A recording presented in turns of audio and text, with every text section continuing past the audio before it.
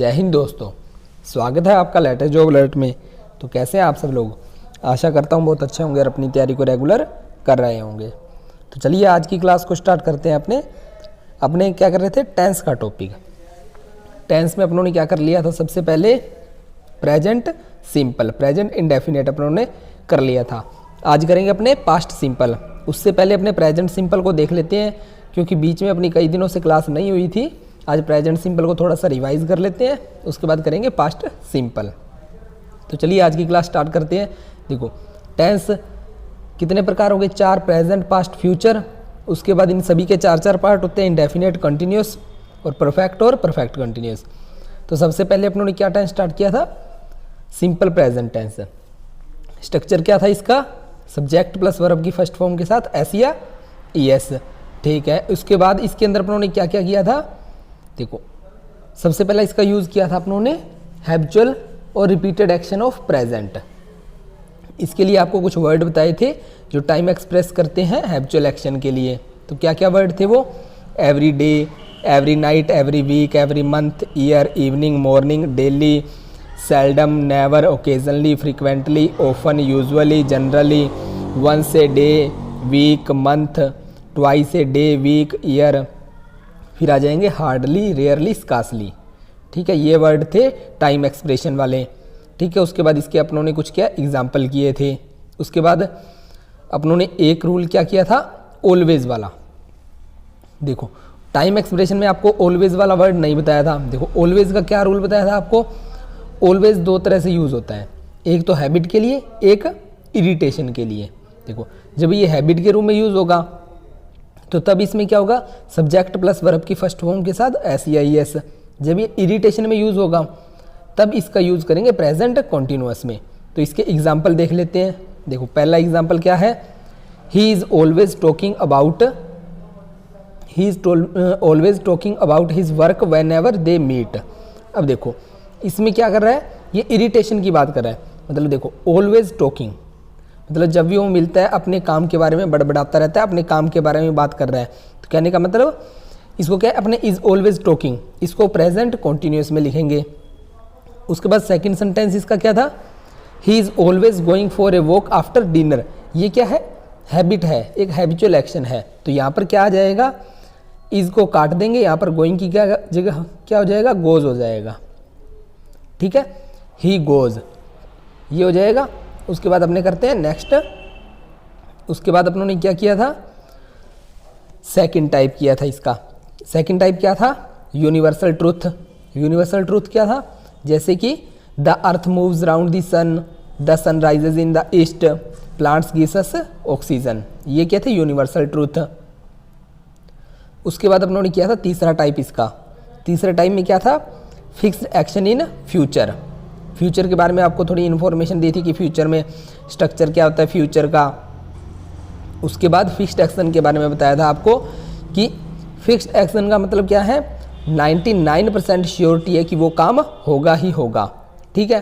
अब जैसे fixed action में क्या चलेगा आपका, सब्जेक्ट प्लस विल शैल, ये रहा subject plus will shell plus verb की फर्स्ट फॉर्म।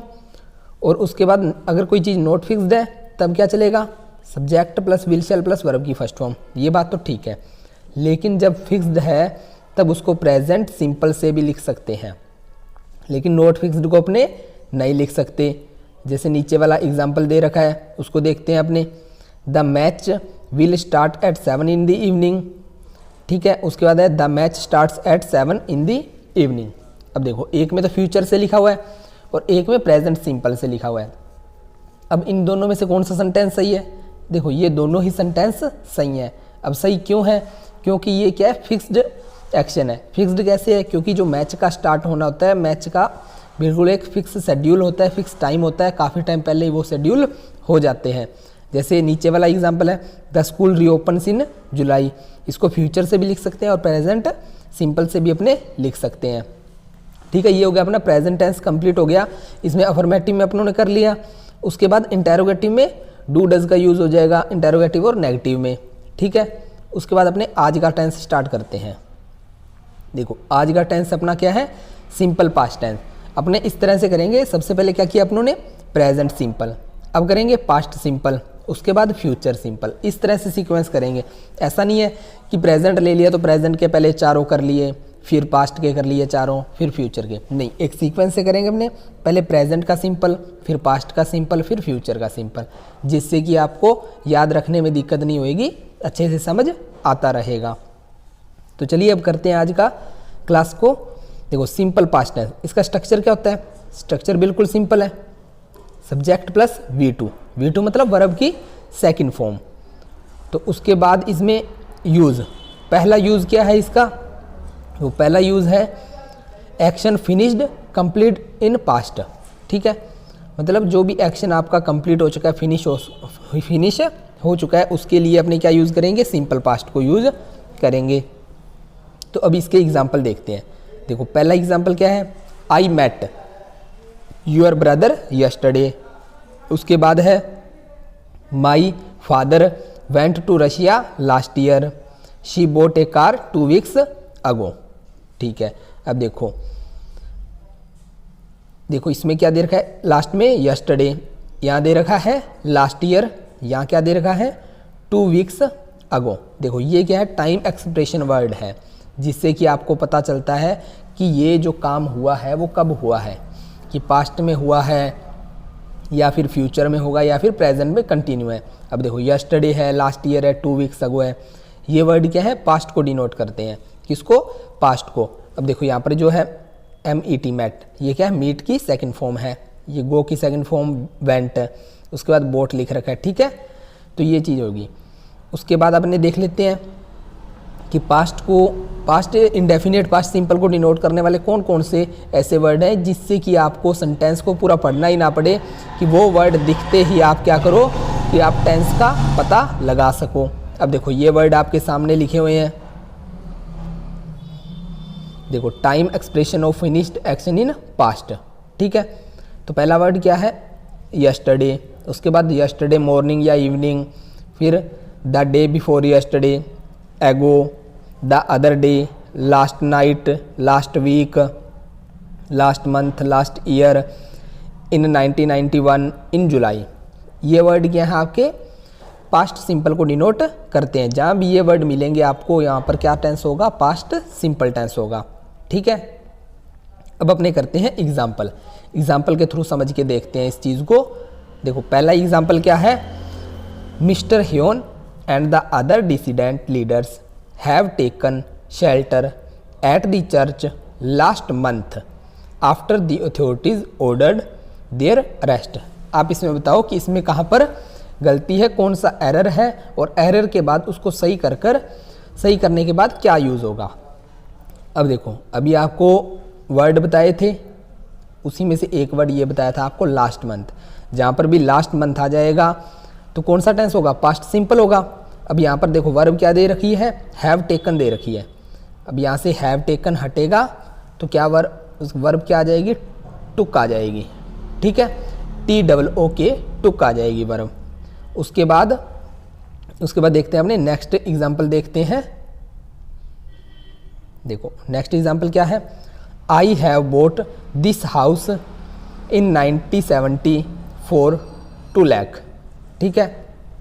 अब देखो यहाँ क्या दे रखा है? इन 1970 दे रखा है, तो क्या हो गया? ये पास्ट सिंपल का हो गया, पास्ट सिंपल का हो गया। तो यहाँ से हैव को हटाओ और सीधा बोट और सेकंड और थर्ड फॉर्म क्या है? बाय की बोट ही होती है, तो बोट आ जाएगा। I bought this house in 1970 for 2 lakh, ठीक है। उसके बाद देखते हैं अपने नेक्स्ट एग्जाम्पल देखते हैं।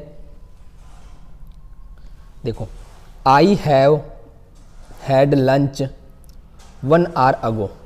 अब देखो ये एगो दे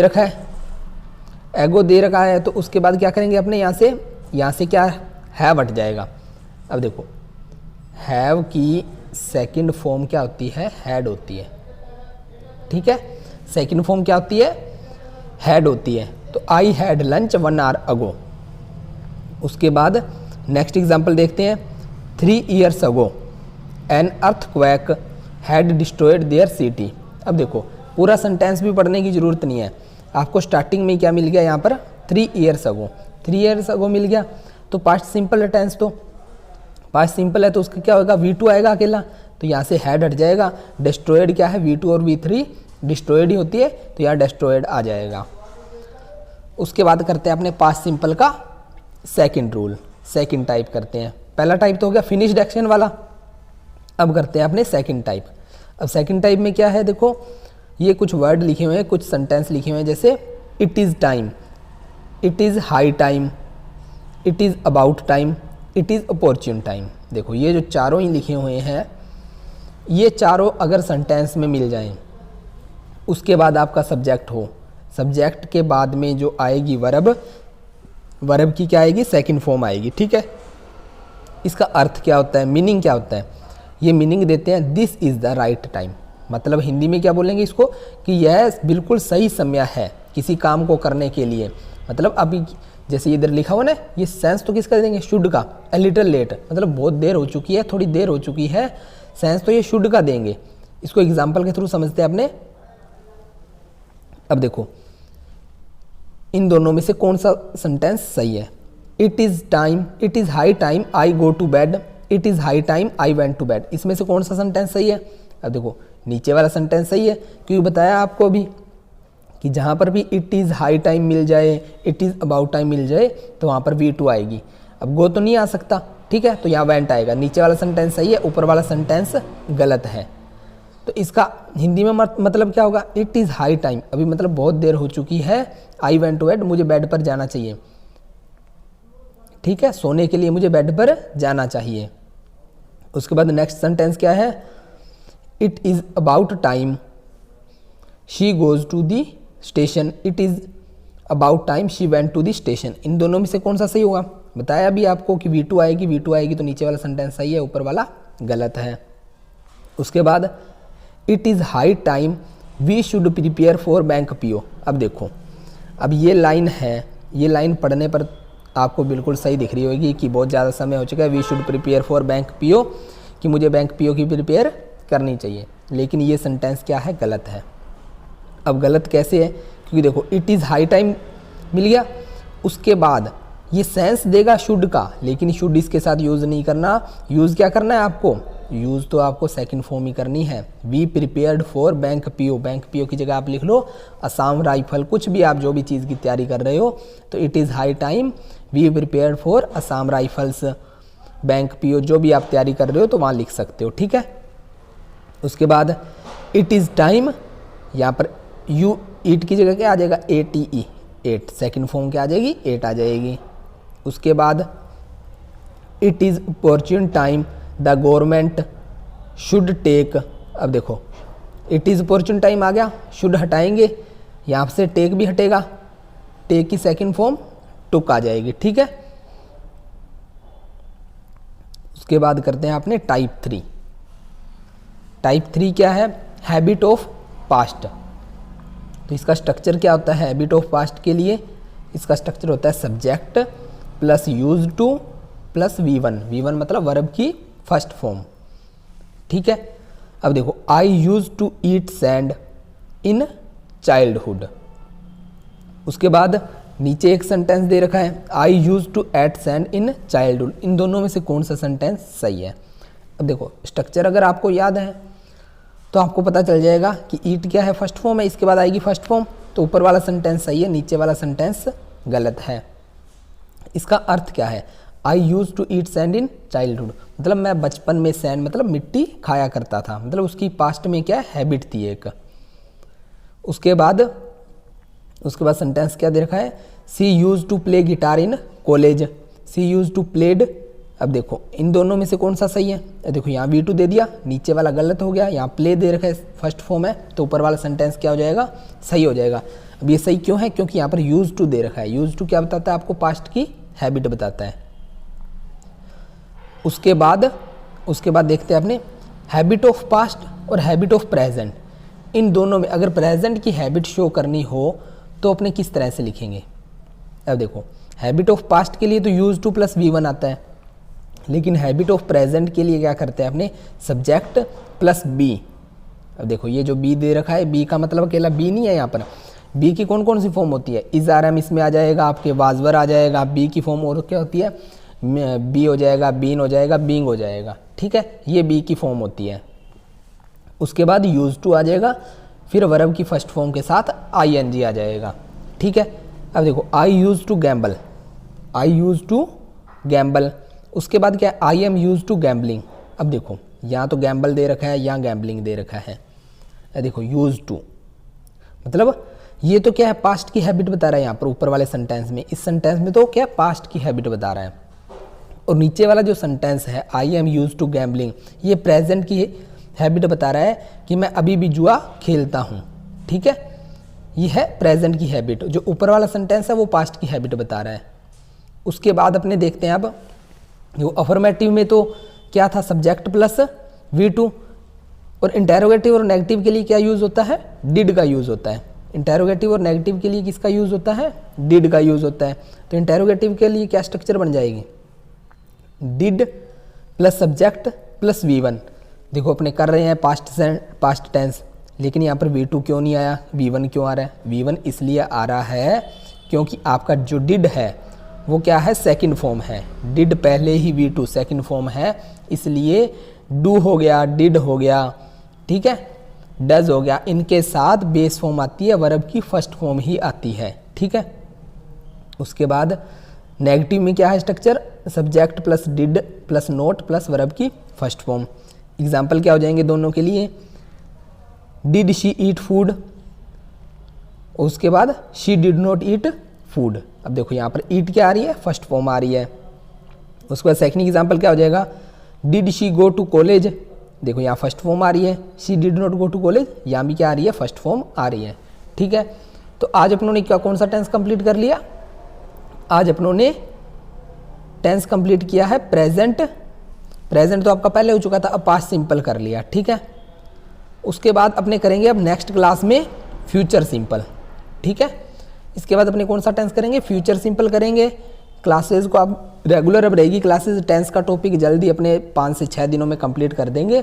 आप रेगुलर देखते रहना, साथ के साथ नोट्स बनाते रहना। अब से क्लासेस आपकी टेंस का टॉपिक जल्दी 5 से 6 दिन लगेंगे, जल्दी आपका टेंस का टॉपिक कंप्लीट कर देंगे। उसके बाद नेक्स्ट टॉपिक करवाएंगे आपको। ठीक है, तो मिलेंगे नेक्स्ट क्लास में, तब तक के लिए टेक केयर, जय हिंद।